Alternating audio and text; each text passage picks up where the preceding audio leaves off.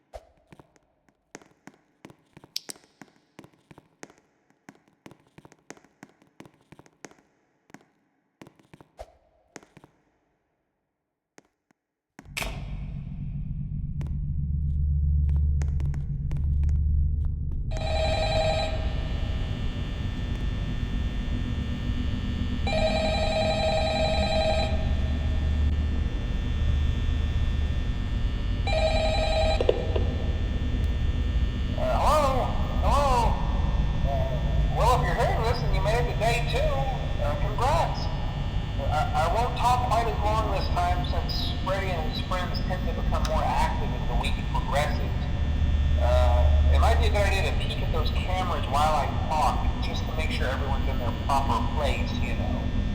Interestingly enough, Freddy himself doesn't come off stage very often.